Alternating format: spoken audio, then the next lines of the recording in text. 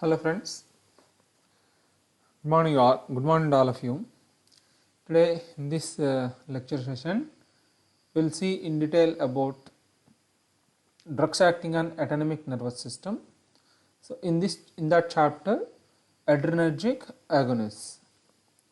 So before going into the actual topic, let's see once what exactly are the actions of adrenaline.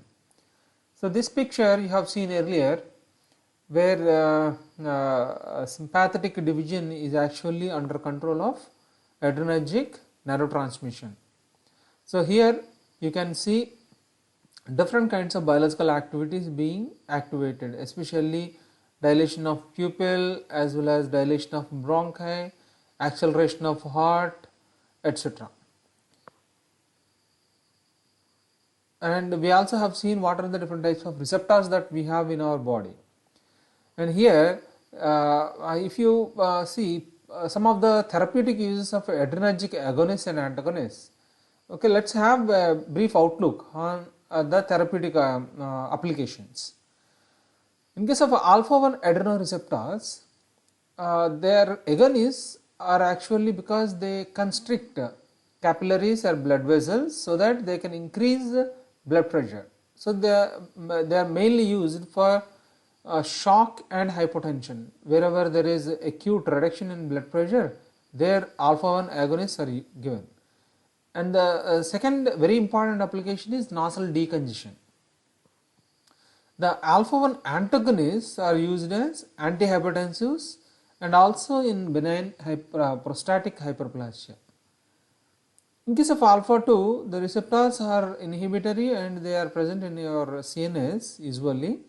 So the agonists are used for management of hypertension like antihypertensives, in the treatment of glaucoma and analgesia, and also it helps in the initiation of sedation.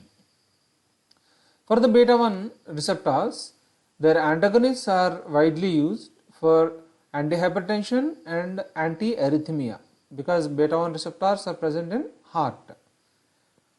Beta-2 agonists are used as bronchodilators in the treatment of asthma and COPD, chronic obstructive pulmonary disorder. Further, these are also used in the management of glaucoma. So beta-3 agonists are right now experimental agents only.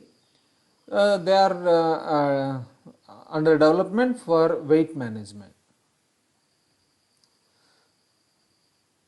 So in case of adrenergic agonists, because adrenaline and noradrenaline or epinephrine and norepinephrine are the biochemicals that are neurotransmitters that are present in our body.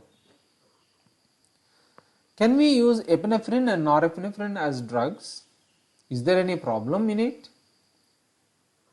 Basically, epinephrine and norepinephrine are not selective. Let's say somebody is suffering from high blood pressure. Now, what kind of drugs that we need? We need to manage blood pressure by either blocking beta-1 receptor activity, like cardiac output and cardiac action has to be reduced, or else you have to block alpha-1 activity so that vascular smooth muscle gets relaxed and blood pressure can be reduced. But adrenergic receptors, as we have seen, also modifies your vision, your CNS activity, your lipid biosynthesis, lipid metabolism and carbohydrate metabolism. So all are going to be modified. Further, if you give adrenaline, which is an agonist, it activates both beta-2 receptors as well as beta-1 receptors, because it also is going to modify the action of lungs also. So that's why if there is no selectivity, we cannot use that chemical as a drug. Second very important problem is very less duration of activity. The T-half value for adrenaline or noradrenaline in human blood is close to 2 minutes, because these drugs are extensively metabolized with the help of Catecholamine oxidate to methyl transferase enzymes, COMT enzyme, or monoamine oxidase enzymes which are present in liver. Okay, these are they clear off the drug very quickly, so that's why these are very less as far as the T half value is concerned. Because of these two reasons, these cannot be considered as drugs for all these problems. But adrenaline is there in clinical practice for acute management of acute conditions like anaphylactic shock.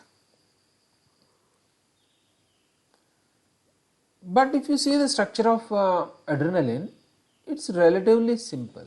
We have a catechol component over here and an ethanolamine unit over here. On nitrogen you can have substitution. Hence, in the early 1900s, several derivatives were synthesized and studied for its adrenergic activity, and this gave us a series of hundreds of molecules were synthesized and screened. So we got a thorough understanding on structure activity relationships of adrenergic agonists. Especially we call these molecules as phenylethanolamine derivatives, where we can basically separate them, otherwise see that nitrogen and its substitutions, and this is ethyl unit. So on this, on alpha position substitutions as well as aryl unit and its substitution. Okay, so these are the things which are thoroughly studied, because the hydroxy group is essential for its biological activity. So the when in their observations, when they modified substitution on nitrogen from hydrogen to methyl to isopropyl, means basically they are increasing the bulk on nitrogen, that is significantly altering the selectivity, where alpha activity, receptor activity, okay, receptor agonistic activity at alpha is going down, whereas its specificity towards beta is increasing. Okay, so this is the way. You can see in case of norepinephrine and epinephrine, R is equal to H and CH3. Isoproterenol is one of the molecule which was synthesized in the early days, which all these three molecules are significantly useful, especially for probing or studying adrenergic nervous system. So where they found that isoproterenol is highly selective towards beta receptors. When you substitute alpha carbon, the carbon alpha to amine with ethyl, it also increased selectivity towards beta receptors. Means basically near to this nitrogen amino group, if you increase bulk, it moves towards beta receptor, or beta selectivity increases. It's like in case of ethyl norepinephrine. Further, when we have some kind of a alkyl substitution on the alpha carbon, it also enhanced its resistance towards metabolism, especially from monoamino oxidase, because monoamino oxidase enzyme recognizes this nitrogen and removes it. Whereas when we have some kind of alkyl substitution over here, it resists metabolism by monoamino oxidase. Now let us see one more thing. In case of substitution again, when we have bulk, means isopropyl unit over here, we have seen like isoproterenol is selective towards beta. So in these, when we add one more ethyl group alpha to this nitrogen, what happens? And if we further enhance the bulk over here, in both these cases, surprisingly, it enhanced selectivity towards beta 2 receptor, beta 2 receptor agonism is what they have seen. So what is it that they have done? In case of isoproterenol, let us say if they added one more ethyl group on on alpha carbon, alpha to nitrogen, or else on the substitution itself, instead of isopropyl we are using here tertiary butyl. So in both these cases the agonism towards beta 2 receptors is enhanced. One more observation. So here in case of isoproterenol, here we have this phenolic hydroxyl groups are there on 3' and 4' for positions. This 4' hydroxy position, scientists found that it is highly essential for metabolism by COMT, catechol methyl transferase, hydroxymethyl transferase enzyme. For that 4' hydroxy group is highly essential. So what they found is when they removed this 4' hydroxy and when they have substituted it on the 5th position, means 3' 5' dihydroxy. So in these cases again they found that beta 2 agonism is observed. But in case of ritodrine, this is another beta 2 agonist, where on nitrogen you can see heavy substitution, like phenylethyl unit was attached to nitrogen over here, so that enhanced beta 2 agonism. But here you can see OH group is there. This OH group will reduce the T-half value of this compound, because when 4 hydroxy group is there, it will be a very good substrate for COMT, hence it can be eliminated. So this is a short acting beta 2 agonist. But here you can see that heavier, because if it enhances the substitution on nitrogen, more the substitution, more will be its selectivity towards beta 2. So it is like that. So these two groups means metaproterenol as well as terbutaline, both are relatively resistant to COMT.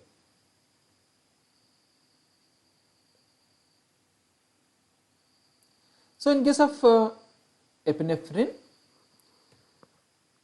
so here what is the difference that we can see here?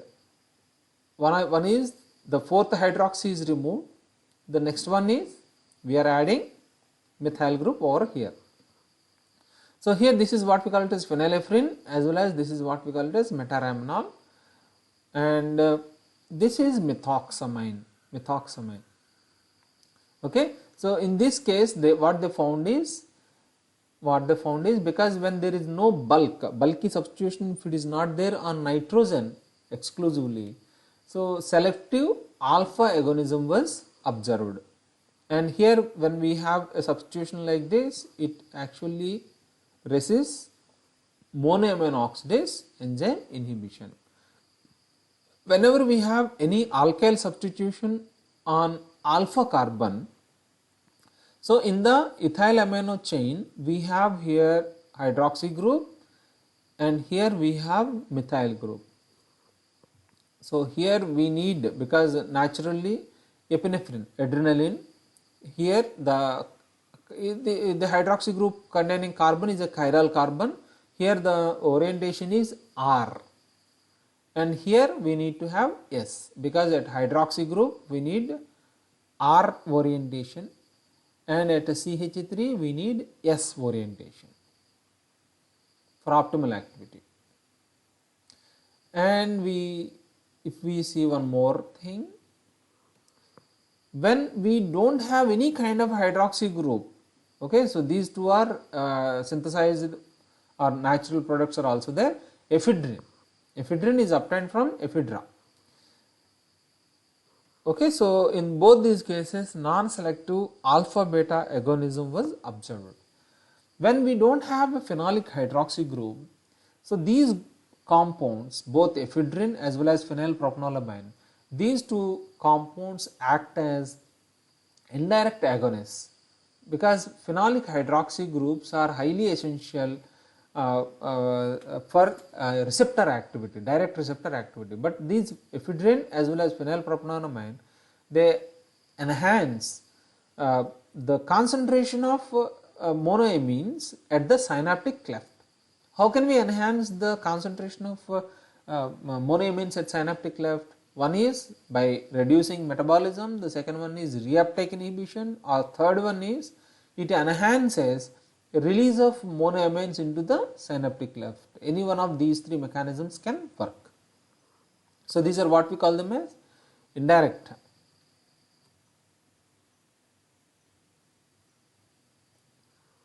So, here I am giving you some of the examples of beta 2 agonists like salbutamol, albuterol and salmeterol. So, if you see on the right side, the substitutions of nitrogen, they are very heavy, because if you see salbutamol is a tertiary butyl and albuterol is also tertiary butyl, but if you see salmeterol, it is so high. Okay, so here if you see how many, a huge substitution is there on nitrogen side. So, this enhances beta 2 agonism. Further, on the phenolic hydroxyl side, here if you closely observe, you have here CH2OH instead of hydroxy group. So, these studies clearly shows that beta 2 receptor is relatively bigger and flexible. So, it allows us to modify or introduce heavier substitutions on the pharmacophoric unit. And these are examples for selective alpha 1 agonists. So, these are alpha receptor agonists. We call them as imidazolin derivatives. Okay, imidazolin, this is the imidazolin derivative. So, here you can see between benzene and nitrogen we have 2 carbons are there, and on nitrogen relatively simple substitution like only 1 carbon, because 2 carbons for 2 nitrogens means 1 carbon, only 1 nitrogen is there. So, here these are what we call them as imidazolin derivatives. Scientists found that on alpha receptor there is a pocket is there which they named it as imidazolin at an imidazolin receptor site on alpha receptors. So, here we have both alpha 1 agonists are there and alpha 2 agonists are there. So, this indicates that alpha receptor is relatively smaller and its pocket is sterically so sensitive. So, heavier substitutions are not at all accepted for alpha receptor activity. So, friends, let us see the classification of adrenergic agonists.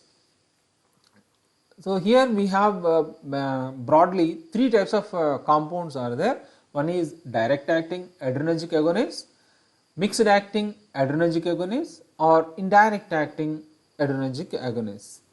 So, in case of direct acting, further we have alpha receptor agonists are there and beta receptor agonists are there.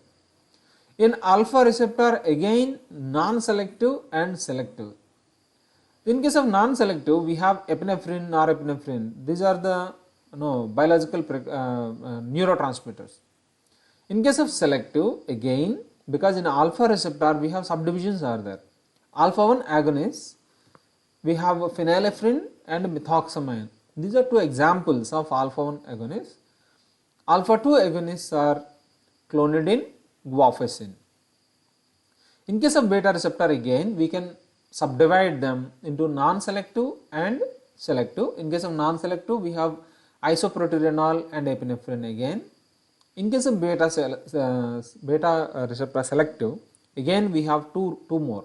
One is beta agonist, beta 1 agonist, where we have dobutamine, and beta 2 agonist, we have salbutamol, terbutaline, etc.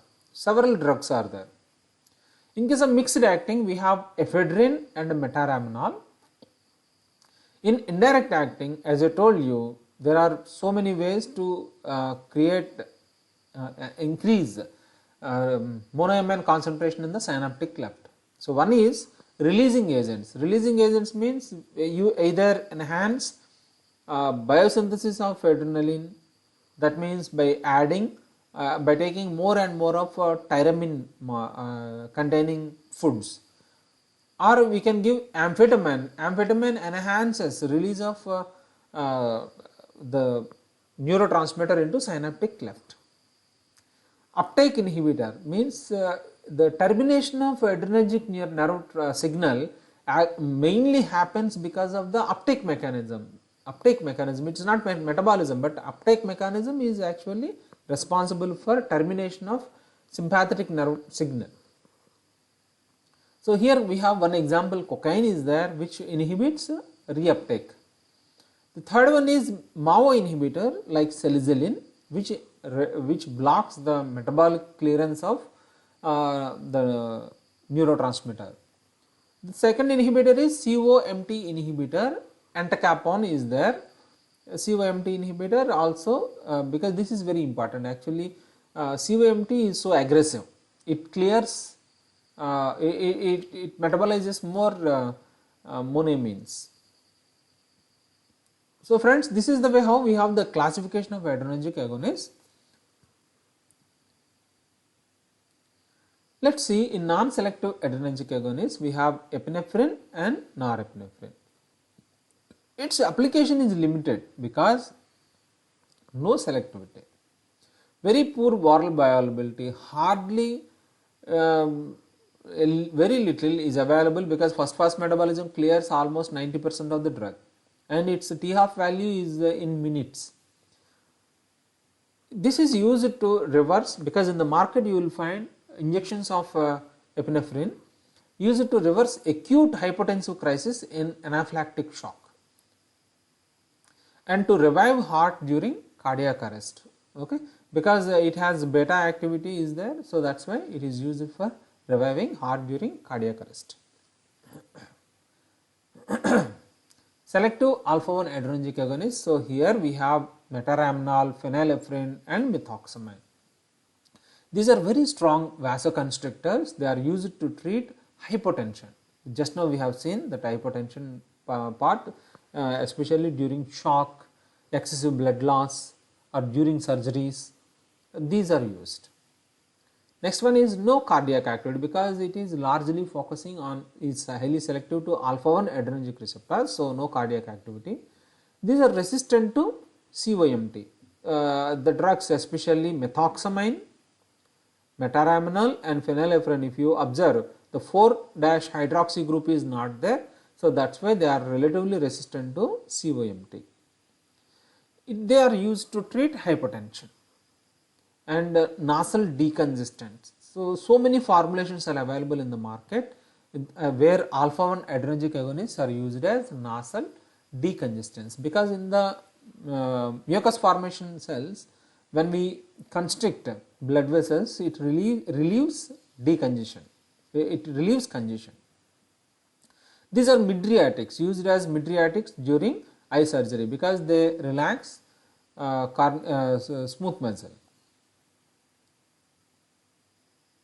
Methoxamine has cardiac activity in high doses, because here if you see methoxamine, this methoxy derivative, the methoxy groups are to be are first relieved, so then it becomes active, and this has slight beta activity is there, so that is why it is used for its cardiac activity in high doses, especially cardiac arrhythmia is in the management of cardiac arrhythmia, methoxamines are used.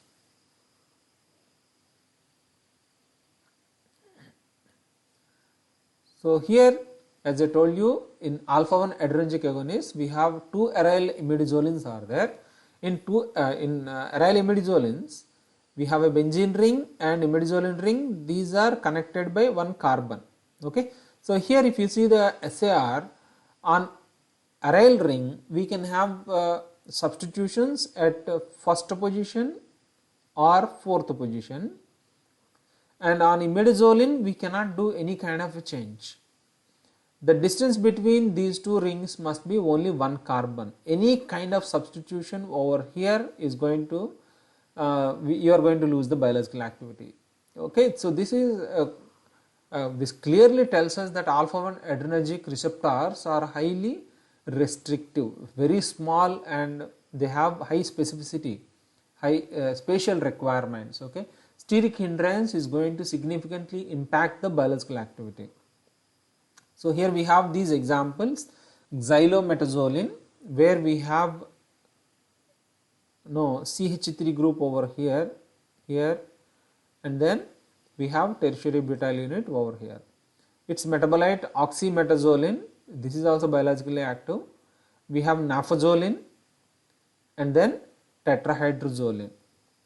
Okay, so these are the molecules that we have, where you can clearly observe that there is no difference in the amino part, okay, which is very important for alpha 1 recognition. Here if you see their biological activities, they are very strong vasoconstrictors.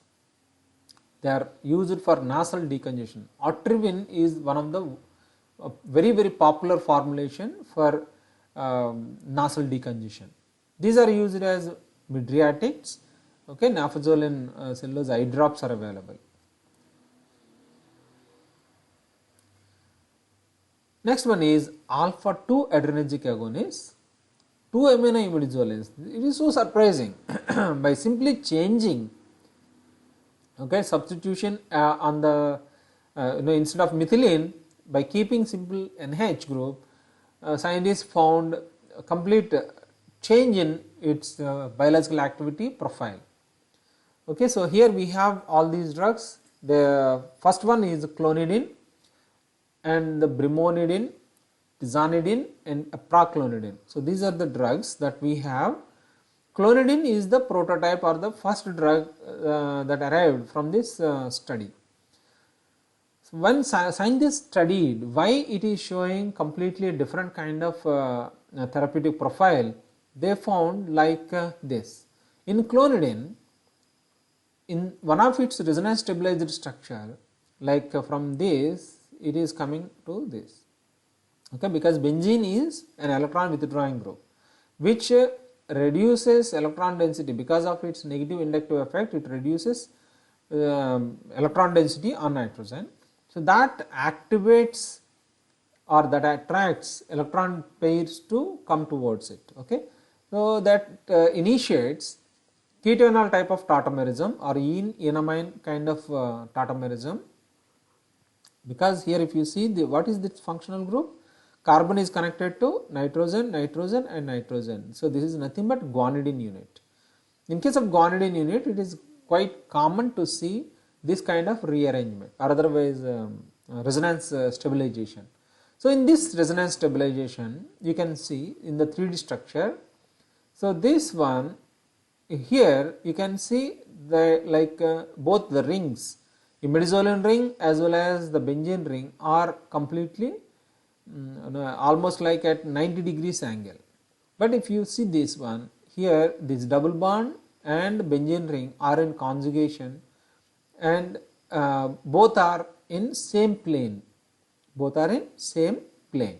Both, especially this imidazoline ring as well as benzene ring. Though we have two large functional groups over here, chlorines are there, which offers a lot of steric hindrance. Even that did not prevent the molecule from having aligning onto same plane. Okay, so this is what could be the reason why it is fitting into the alpha 2 receptor selectively. So this occupies imidazoline receptor pocket on alpha 2A receptors in CNS. So these are presynaptic receptors which block sympathetic output, means they reduce release of neurochemicals into the synaptic cleft. So they faintly cause vasoconstriction, very less, alpha 2B receptor agonism. These are used as centrally acting antihypertensive agents. These are also used for management of attention deficit hyperactivity disorder or glaucoma and this supports epidural anesthesia because these receptors whatever are present in pain transmission pathways in spinal cords, we have alpha 2 receptors. So, these compounds they will activate these alpha 2 receptors which reduces pain signal transition. So, there it helps in anesthesia.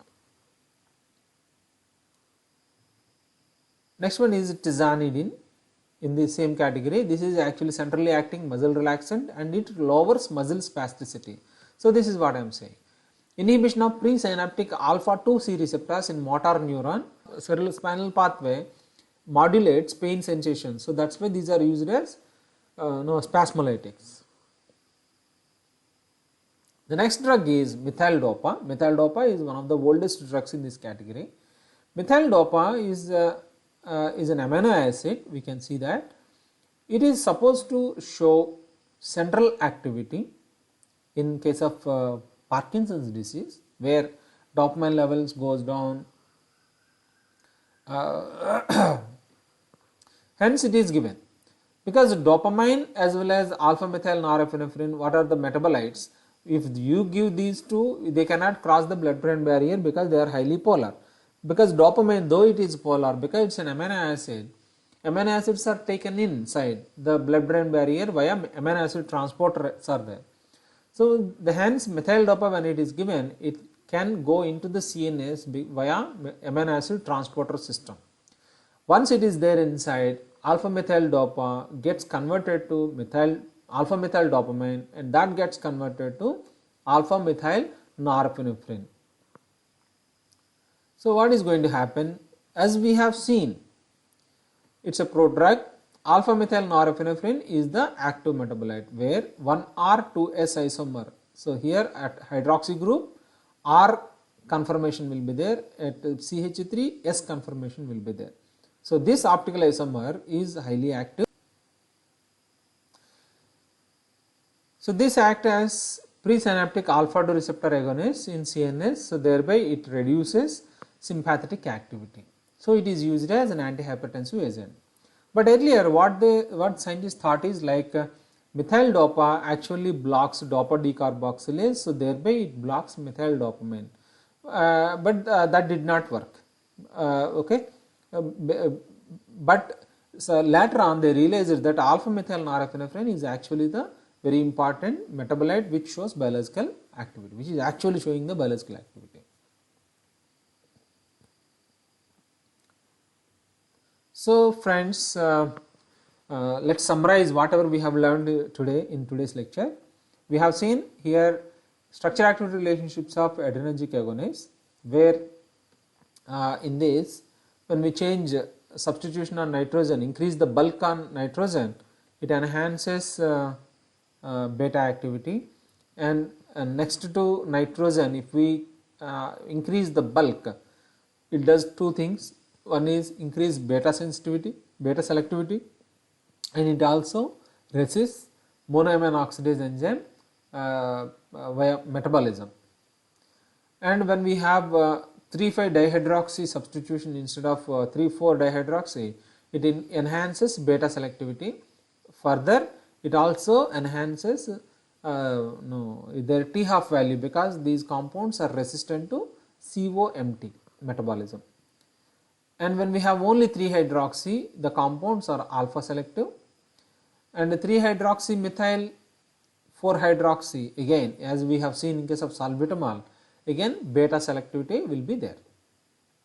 And in classification we have seen like we can have direct acting or indirect acting and mixed acting. In direct acting, alpha selective as well as beta selective, and within H receptor we have seen highly selective to alpha 1 receptor and alpha 2 receptor, or beta 1 and beta 2 receptor, or non-selective alpha agonism and non-selective beta agonism. In every one of these cases we have selective drugs. Friends, in adrenergic category or cholinergic category, because these two are oldest groups as far as our medicinal chemistry is concerned, in the beginning hundreds and hundreds of compounds were synthesized and screened. So, that is why you will find handful of compounds in these two therapeutic categories. But see that you are practicing their structures. Be careful with the stereochemistry. Okay friends, with this I conclude today's lecture, and we will continue this lecture session again with beta 2 selective agonists as well as anti-adrenergic agents in the next class. Thank you for your patient listening, and thank you. See you again.